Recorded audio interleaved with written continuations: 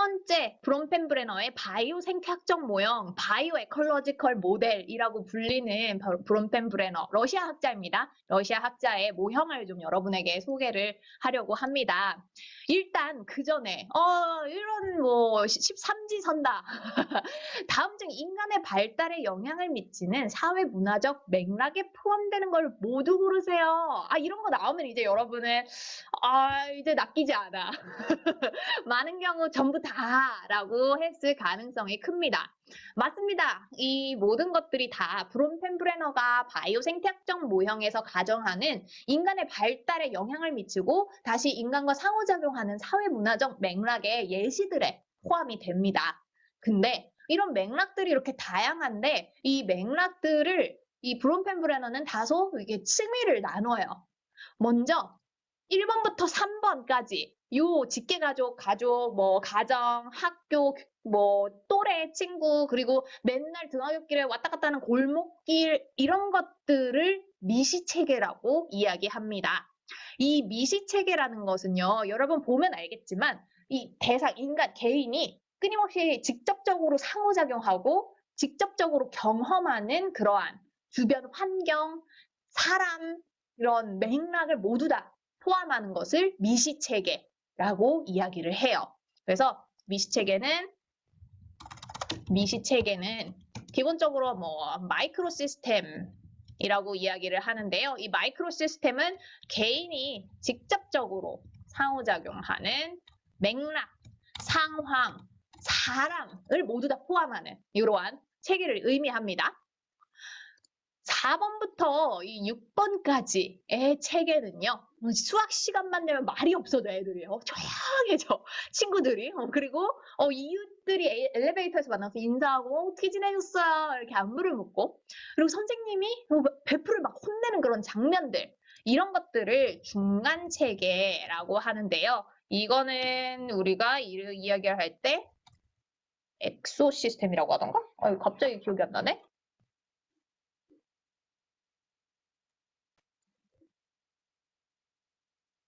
중간 체계는요, 메조 시스템이라고 불려요. 이 중간 체계는요, 미시 체계에 속한 그 대상들끼리의 상호작용하는 모든 장면들 혹은 맥락들, 그러한 상호작용의 그런 주체들을 다 포함하는 체계를 중간 체계라고 이야기를 해요. 그래서 중간 체계는 기본적으로 미시 체계에 포함된 주체들 혹은 이런 상황들 간의 상호작용을 다 포괄하는 그러한 상황이다. 그래서 내가 친구들하고 지금 4번 예시 같은 경우 내가 친구들과 지금 상호작용을 직접적으로 하고 있진 않아요. 근데 이 친구들이 수학 시간만 되면 조용해지는 거를 내가 목격하는 거야. 그렇다는 거는 이 친구들끼리의 어떤 암묵적인 상호작용이 존재하는 것을 내가 바라보는 상황인 거죠. 이런 것들이 중간 체계, 그리고 7번부터 10번까지에 해당하는 요 맥락들은 바로 외부 체계라고 일컫는데요. 이게 엑소시스템. 이 엑소시스템은요, 개인과는 직접적인 상호작용을 하지는 않아요. 근데 내 개인에게, 인간에게 굉장히 영향을 미칠 수 있는, 간접적으로 영향을 미칠 수 있는 그 체계를 이야기합니다. 그래서 예를 들어서 유튜브 영상, TV, 방송, 그리고 부모님이 다니는 이러한 직장, 이런 것들은 내가 직접적으로 상호작용하지는 않죠. 일방향적으로 내가 그 영향을 받을 수밖에 없는 그러한 상황인데 부모님이 만약 다니는 직장에서 갑자기 우리는 단축근무를 더 이상 시행하지 않겠다. 혹은 우리는 더 이상 재택근무를 허용하지 않겠다. 코로나가 이제 거의 종식이 돼서 재택근무를 허용치 않겠다. 무조건 회사로 나와서 직장 내 근무를 해라.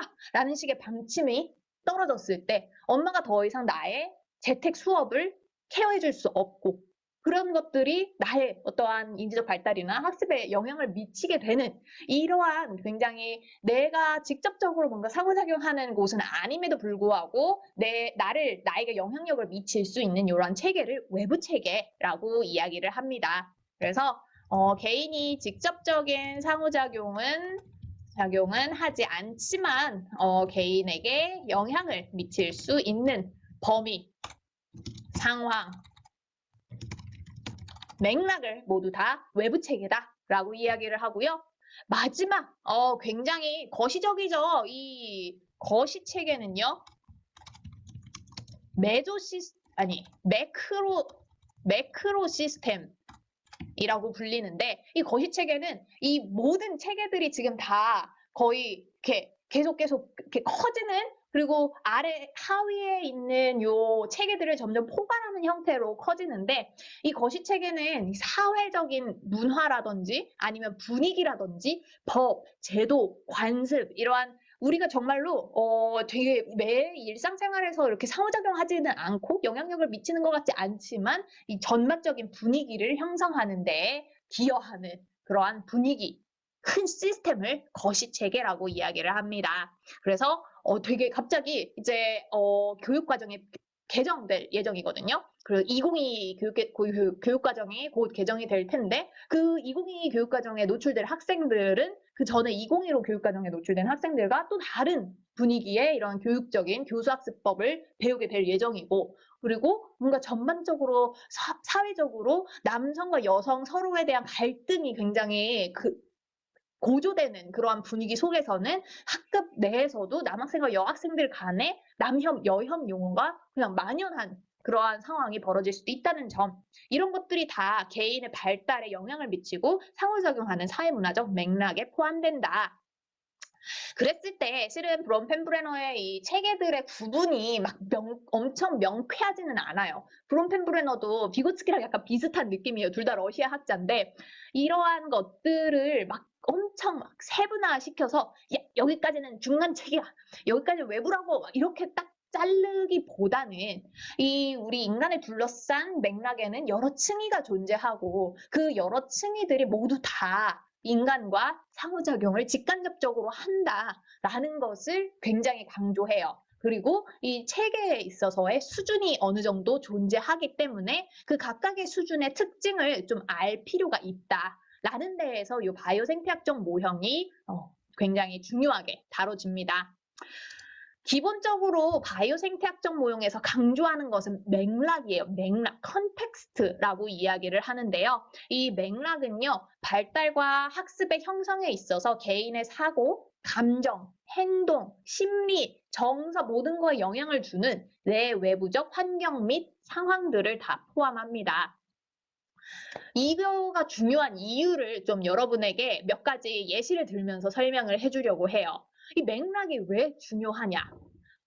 여러분, 많은 경우 우리가 이렇게 TV에 나오는 혹은 뉴스에 나오는 많은 범죄 이런 케이스들을 보면은 진짜 사이코패스 같잖아. 범죄자가 되게 또라이 같고, 어떻게 저런 미친, 막 이런 반응들이 나오잖아요. 저런 인간들 다 진짜 없애버려야 돼. 막 사형 때려야 돼. 막 이런 식으로 되게 많이 이야기를 하잖아요. 근데 이 개개인의 범죄자들의 히스토리를 파보다 보면은 생각보다 굉장히 험난한 가정사와 정상적이지 못한 이러한 부모의 양육 행동들 그리고 주변 환경들이 굉장히 복합적으로 막 작용하는 경우가 굉장히 많죠.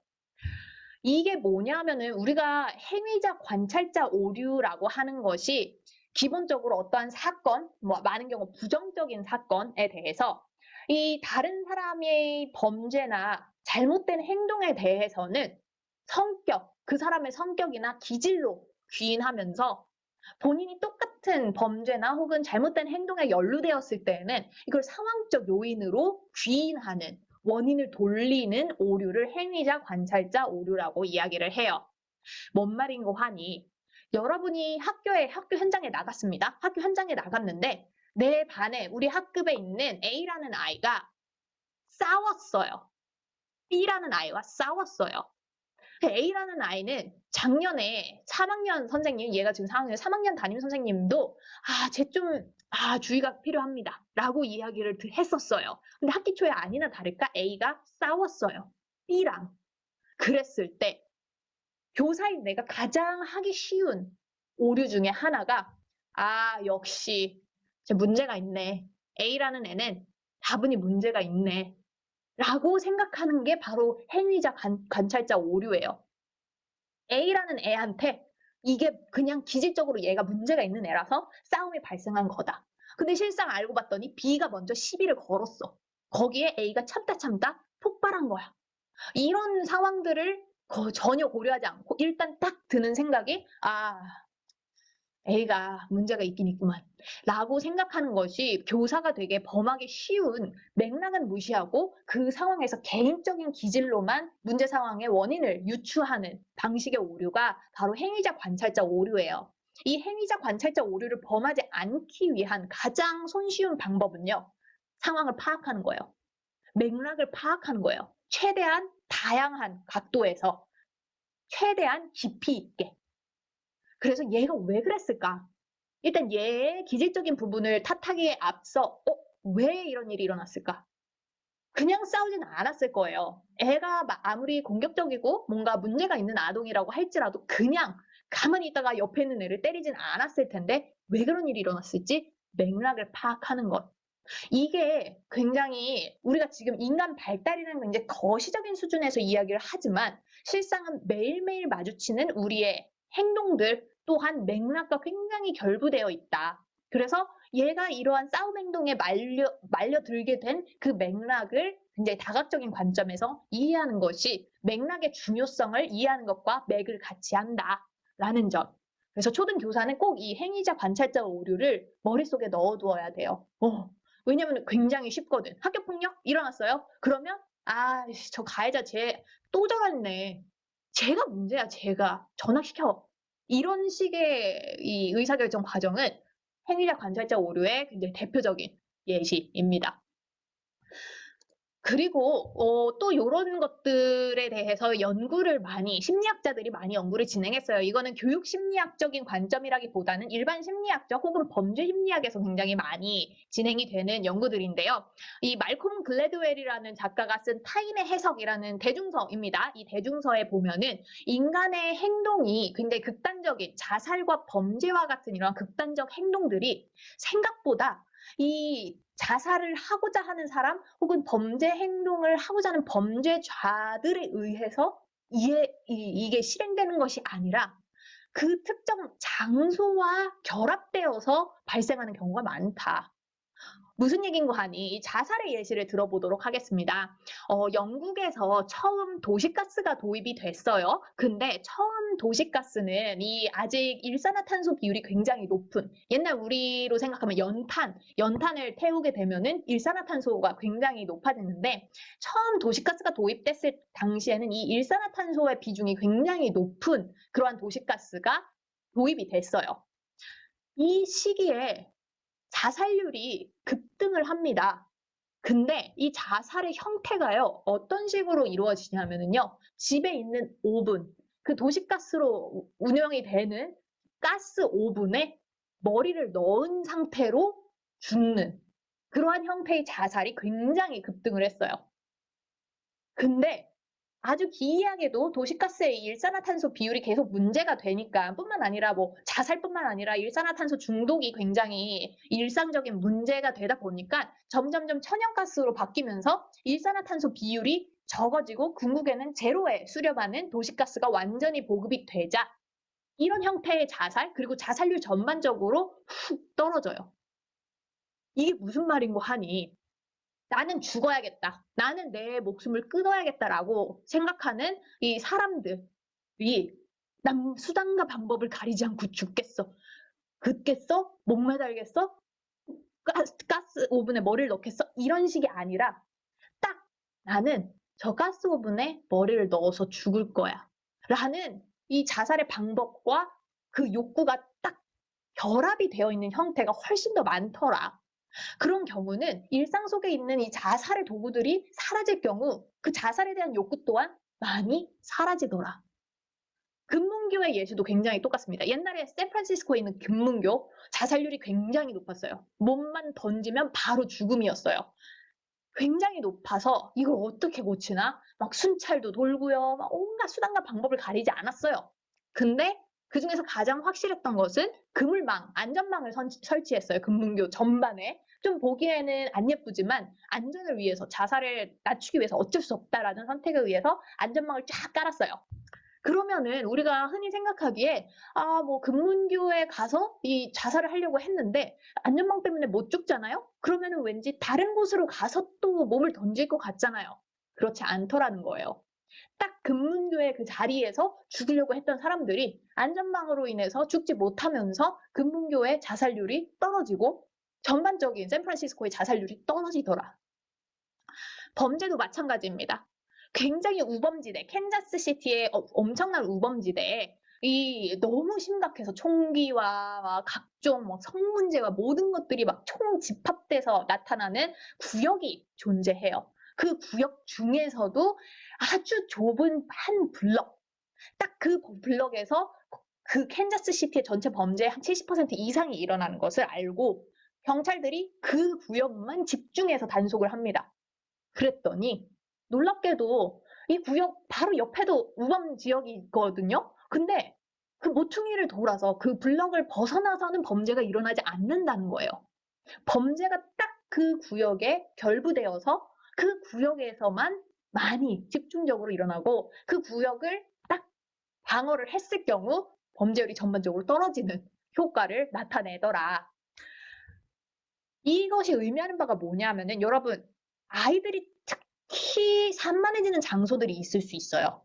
아이들이 특히 뭔가 폭력적인 행동이 이렇게 집단적으로 나타나는 장소들이 있어요. 왜 여러분, 왜 학교를 등교하다 보면은 꼭 막 불량배 같은 언니 오빠들이 이렇게 모여가지고 이리 와봐 하는 그 지역들, 그 구역들이 존재하죠. 아까 이야기한 앞에 맥락들 중에서 골목길, 혹은 뭐 오락실, PC방, 혹은 뭐 PC방 화장실, PC방 중에서 특정 PC방 이런 구역들이 존재해요. 학교 안에서도 존재합니다. 여학생들이 끼리끼리 몰려다니면서 아이들을 따시키는 딱 장소, 남학생들이 몰려다니면서 특정 한 명을 따시키는 장소가 존재해요.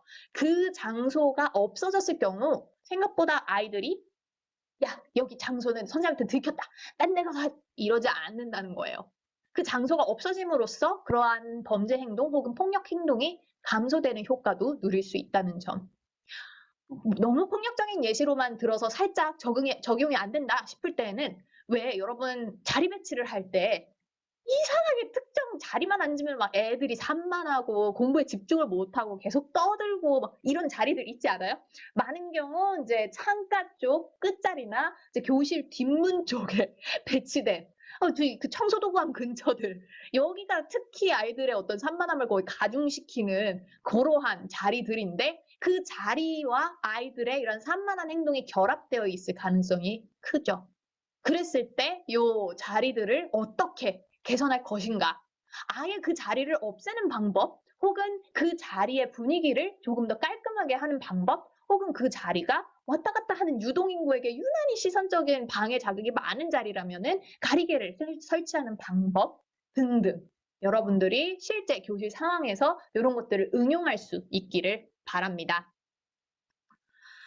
이런 것들을 종합해 봤을 때 바이오 생태학적 모형을 정의를 내리자면은요. 인간이 속한 신체적, 사회적 맥락이 마치 생태계와 같다고 인식하는 거예요. 왜 생태계 우리 수업 시간에 초등 수업 시간에 배울 때 먹이사슬 그리고 맨 아래층에 있는 벼가 뭐 만약에 이렇게 제대로 재배가 되지 않았을 경우 그 벼를 먹고 자라는 뭐가 이렇게 되고 결국에는 인간에게까지 영향을 미치는 최상의 포식자인 인간에게까지 영향을 미치는 이런 생태계를 굉장히 많이 배우잖아요. 그러면서 먹이사슬과 이 생태계의 요소들이 굉장히 긴밀하게 상호작용하며 연결되어 있다. 라고 하는데 우리 인간이 살고 있는 사회문화적 환경도 이 생태계와 같다.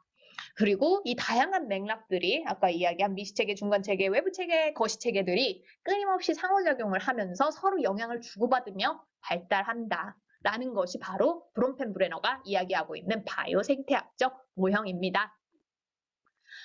그렇다면은 우리가 이제 앞에서 계속 이제 학교 폭력 얘기가 많이 나왔는데 우리가 사회문화적 맥락에 이렇게 층위가 있다는 거를 알아요. 자, 그랬을 때 이 사회문화적 맥락이 그렇다면은 이 학생들, 초등학생들 특히나 지금 심리적으로 사회적으로 굉장히 폭발적으로 발달하는 이 청소년 한 4, 5, 6학년 시기의 심리사회적 발달에 어떤 영향을 미치는지, 여러분은 이 맥락에는 어떤 것들이 있을지 각 체계별로 한번 생각을 정리해 볼 수 있겠나요? 일단은 지금 이야기하는 것들은 정답은 아닙니다. 하지만 최대한 많은 이 체계적인 요소들을 여러분에게 소개해 주려고 해요. 그래서 미시 체계는요, 기본적으로 나와 다른 아이들이 다르다는 점에 대한 이해가 부족할 가능성이 큽니다. 다른 사람들도 다 나같이 생각하고 다 나같이 행동할 거라고 생각을 한다는 그 믿음, 그게 어떻게 보면은 일종의 자기중심성에서 비롯된 생각이거든요. 이 타인과의 다름에 대한 이해가 부족할 경우 아이들이 이러한 폭력적 행동, 왜 나랑 다르지? 이해가 안 돼. 화가 나.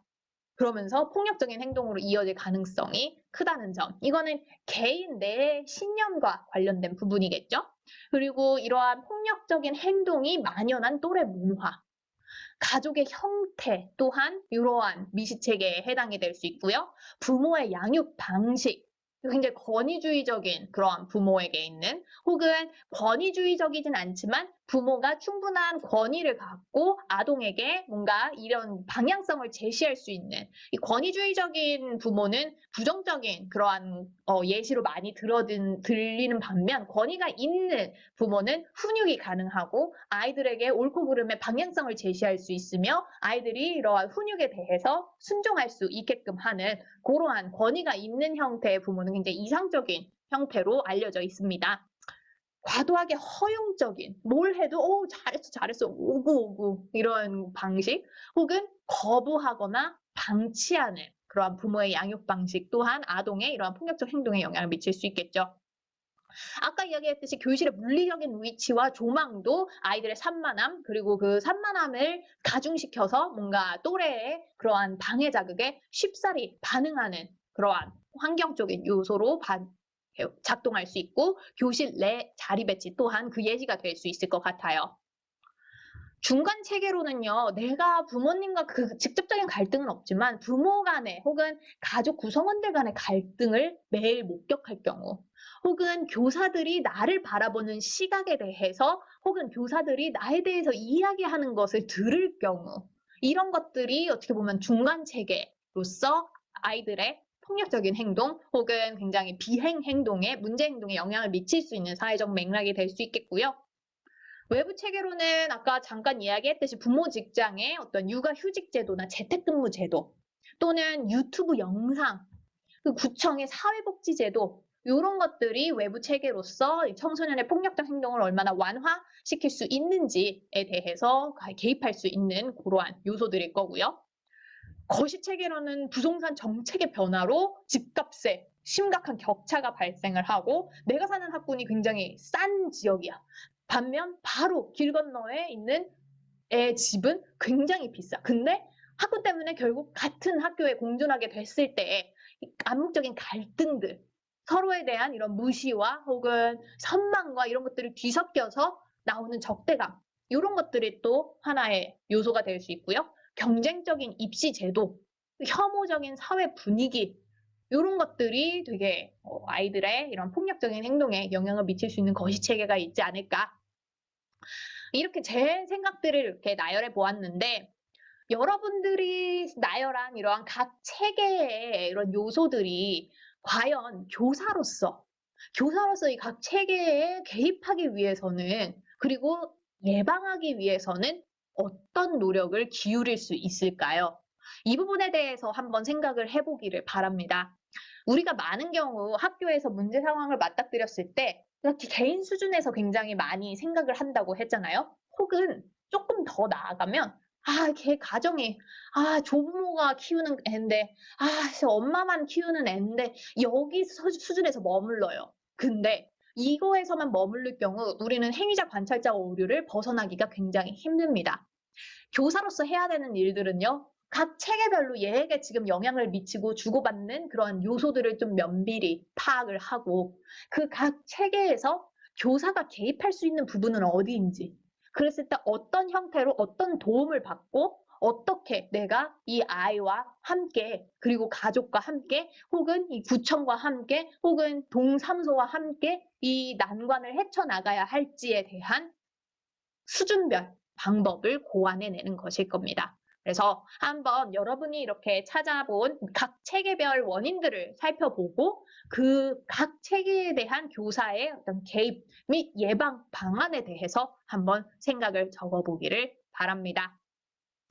여기까지가 우리 브론펜 브레너의 이 바이오 생태학적 모형이었다면요. 이제 두 번째 영상, 유전 환경 간의 거래적 상호작용 모형을 들어갈 텐데 여러분 다소 어렵습니다. 미리 경고합니다. 그래서 좀 쉬고 그 다음에 유전 환경 간의 거래적 상호작용 모형으로 돌입하기를 추천합니다.